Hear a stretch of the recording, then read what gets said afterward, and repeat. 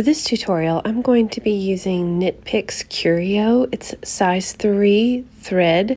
And the reason that I like this yarn is because they have such a gorgeous selection of colors. This one is called Turmeric. It is just such a beautiful color and the quality is just fantastic. So I highly recommend them, and I will put the link in the description box if you'd like to get some for yourself. And you will also need a 12 or 14 millimeter bead. The 12 millimeter stays on a little bit better. And I'm going to be using a 2.5 millimeter hook. There are two different styles that you can make with the pattern that I'm going to be showing you today. You can make one with the tassel at the bottom, or you can make one with a braid at the bottom. And I'm going to be showing you how you could improvise it yourself. Now for this one, I put the word mom on the tassel and I just think it looks so cute. Be a great gift for Mother's Day. I'm just throwing that out there because Mother's Day is around the corner, and I'll put the link in the description box below where I got these beads. So today I'm going to show you how to make the braided version because I like it. It is a little bit thicker, so you could make the body of the bookmark a little bit longer and the braid a little bit shorter. And my written pattern does include all of these variances so that you can choose which one you want to make. You are also going to want to get some Stay Flow liquid starch or any kind of liquid starch that you use, but I'm going to show you how I use it for this project. I don't like how flimsy these are, and they kind of curl up on the corners, so I am going to use a little bit of starch on this one and show you how much better it looks. You also may want to utilize a clipboard to hold your project while you braid the bottom piece, or you could just pin it to your blocking mat if you are using the Stay Flow starch. So to begin, you are going to need to chain 32. Or you can just make a chain in multiples of 2 until it reaches the length that you desire. The pattern is really easy to improvise.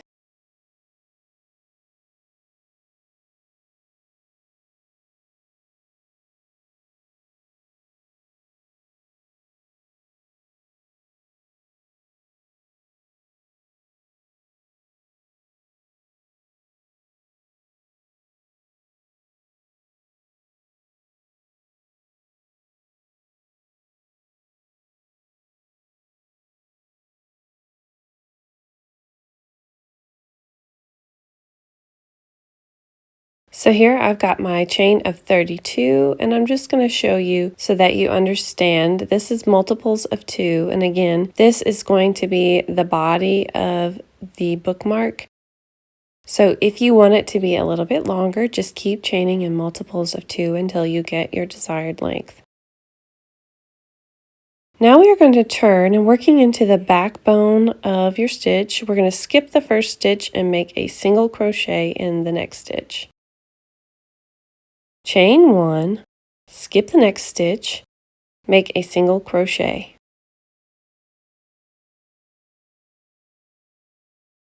Chain 1, skip 1, make a single crochet. Chain 1, skip the next one, make a single crochet.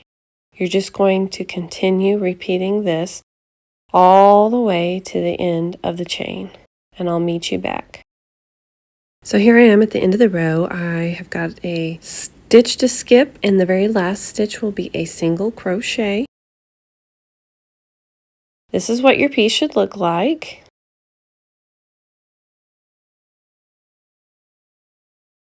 Now we are going to loosely chain 1, and the reason I say loosely is because our last stitch of the next row is going to be worked into that chain stitch. Turn your work and skip your very first stitch. We are going to be working into the chain 1 spaces in this row. So make a single crochet in the chain 1 space.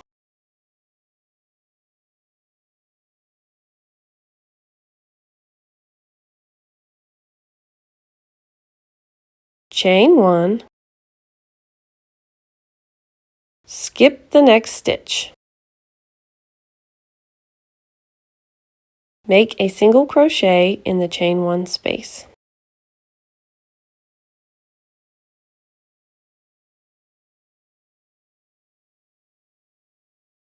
chain 1, skip 1, single crochet in the chain 1 space. You are just going to continue repeating this pattern all the way to the end. And if you're familiar with the linen stitch, this is it.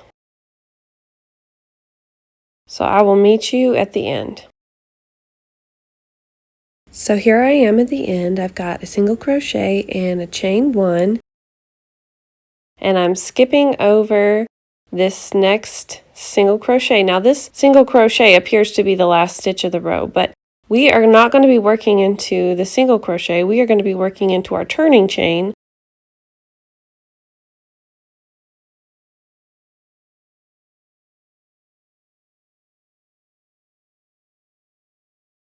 It's a bit of a challenge, which is why I tell you to chain 1 loosely.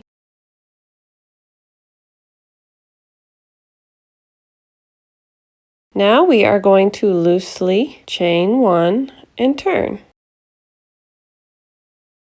We're going to repeat what we just did on the last row.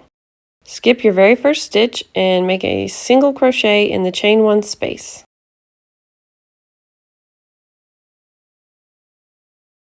Chain 1, skip 1, make a single crochet in the next chain 1 space.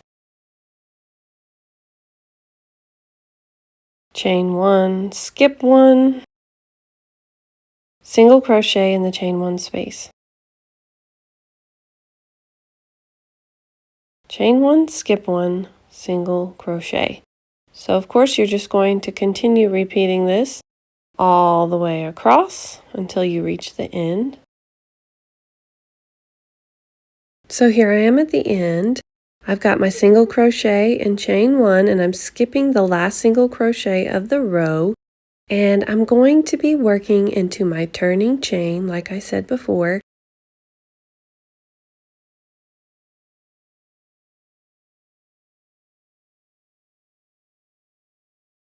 Now you will loosely chain 1 and turn.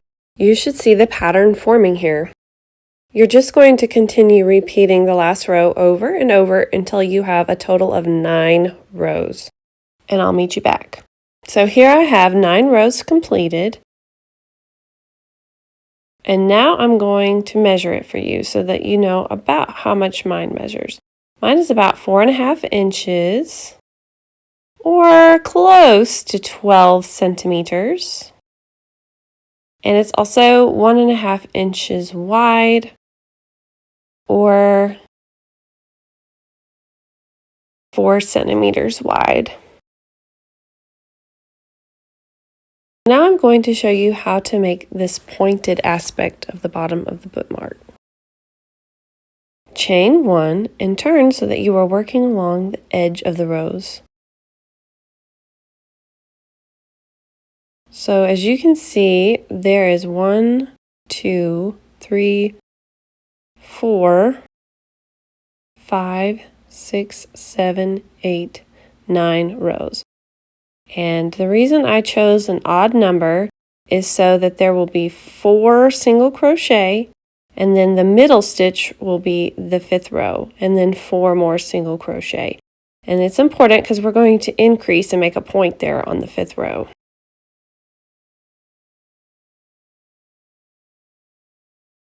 So we are going to make a single crochet in the very first row.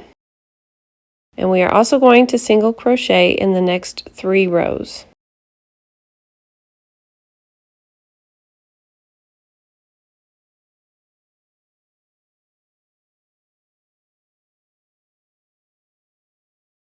On the 5th row, we are going to make our point.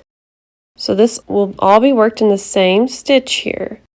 We're going to make 2 single crochet, a chain 1, and 2 more single crochet in that same space.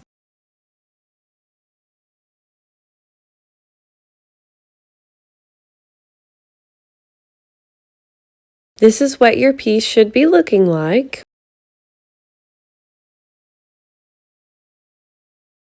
So we have 4 over here, so now we're going to put 4 on the opposite side.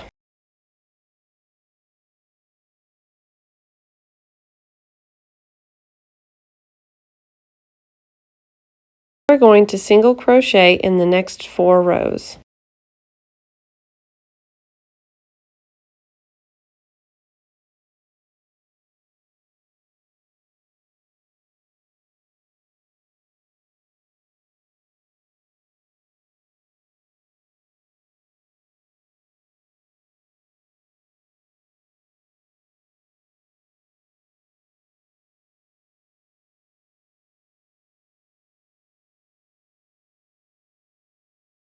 So now we are going to make an invisible join, and that'll just make it look a little more polished. So to do that, you're going to go from behind with your hook and grab your stitch there and pull it through to the back. And then we are just going to fasten off.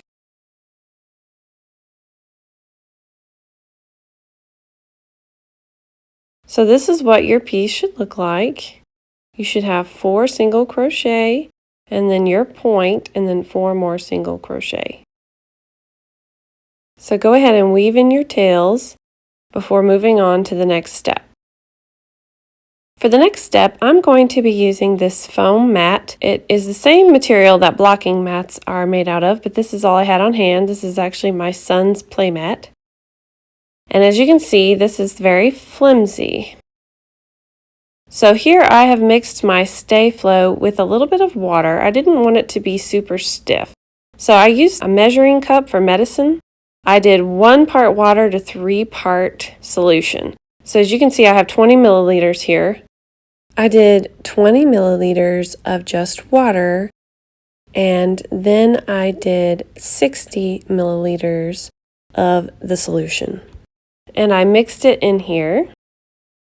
And now I'm just going to drop my bookmark in there and get it soaked.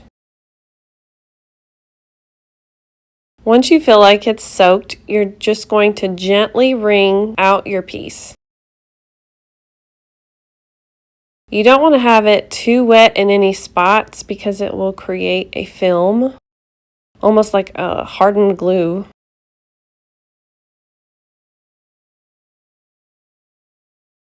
Set it to the side, and then now we are going to shape our piece. Make sure that it's evenly wet.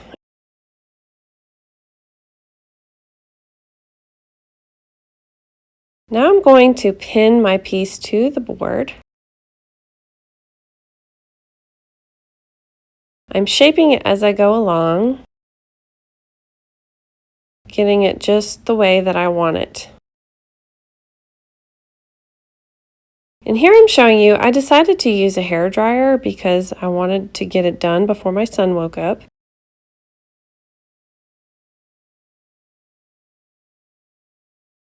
And it actually worked out really well, but as you can see, it's still wet on the other side. So I just flipped it over, repinned it, and then dried it with the hairdryer.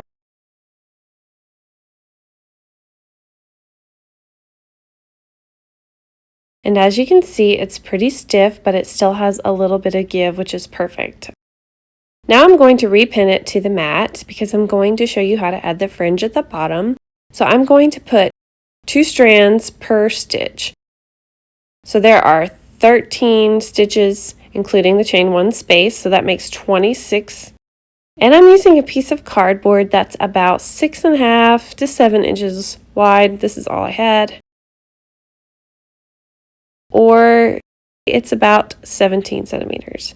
So I'm just going to wrap this board for my fringe about 26 times. And I will say that I ended up adding 4 later. So I ended up with 30, and I added them on the ends to make it look more balanced. And so that I would have 30 pieces of fringe to split for the braid. So go ahead and grab 2 of your strands, and we are going to grab your hook and go through the first stitch on the end here. I will say that you could probably use the lark's knot here as if you were attaching fringe on your blanket, but I really felt like tying it made it look more like macrame. So just use your best judgment. If you want to do the lark's knot, it's probably faster than the way that I'm showing you, but I do think it looks more like macrame when you tie it rather than do the lark's knot.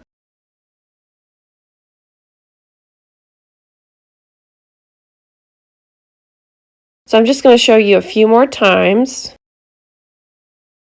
Just putting my hook in the next stitch, grabbing 2 pieces of yarn and sliding it through.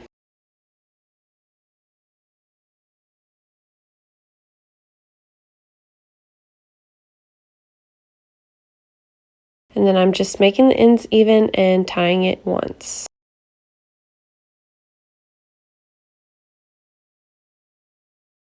So you're just going to continue repeating this all the way across until you have 2 fringe in every stitch.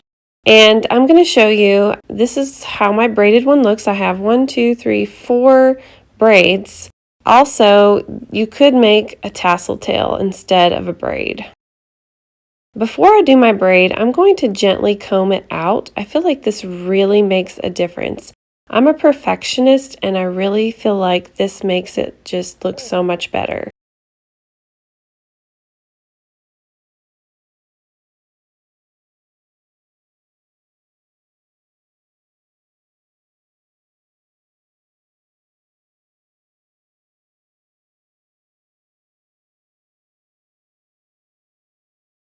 Now you're going to gently split your fringe into 3 separate pieces, just like you would if you were braiding hair. And I am going to comb it out as I go. You will see that I am taking care to keep the strands flat. Now, of course, if you are putting this in a book, you don't want it to be really thick. So I am taking extra care to make sure that these strands lay as flat as possible so that when you close the book, it is able to close without hurting the binding of the book. I would like to give a shout out before I start this next part to one of my YouTube watchers that told me to look up the gathering knot. It has totally changed my way of doing things, and so today I'm going to show you how to do a gathering knot. So I have cut 2 strands of yarn about 12 inches long, and you'll just have to watch me carefully. I make a loop here with my fingers with the one end of the yarn, and I have one end pointing up. And I am just going to put this over the area that I'm about to wrap so that the ends will stay together. Now I'm going to take the other end and wrap it around the bottom of this braid and around that loop that I created.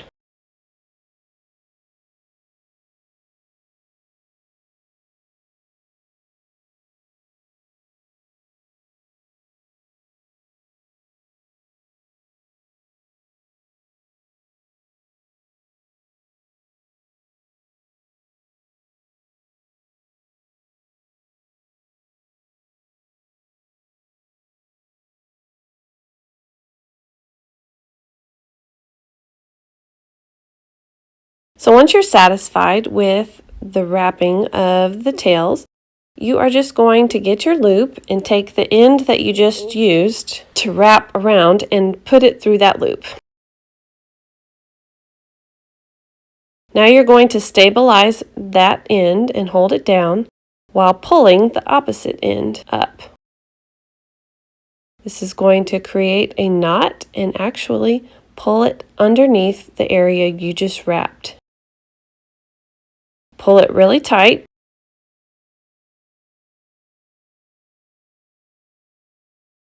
And now you're just going to cut it to the quick.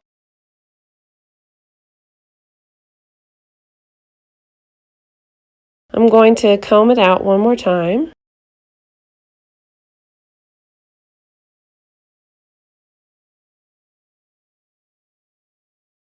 And I'm going to just trim the ends so that they're even. Now I'm going to show you how to add the beaded tassel at the top. So you are going to need double strands again. I'm just going to use my fingers this time. It's probably about 4 or 5 inches in length if you're going to use a piece of cardboard. And I'm just going to wrap it twice since you need double strands. And going from back to front into the 5th row in the center at the top, you are just going to make a lark's knot like you would a piece of fringe on a blanket.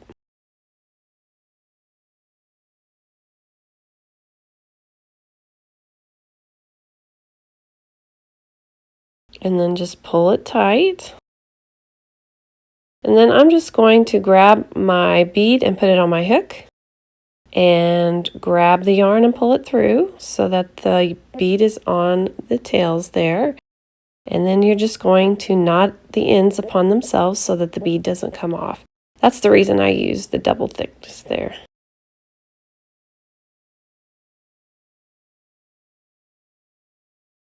And now I just trim the ends evenly. And that is it. This is what your bookmark should look like. Mine measures about 10 inches long, which it's going to vary based on your fringe choices and your bookmark body, or about 26 centimeters long. Your braided bookmark is complete. I hope that you enjoyed this tutorial today. If you did, please give it a thumbs up. And if you haven't already, please subscribe to my YouTube channel. Thank you so much for watching.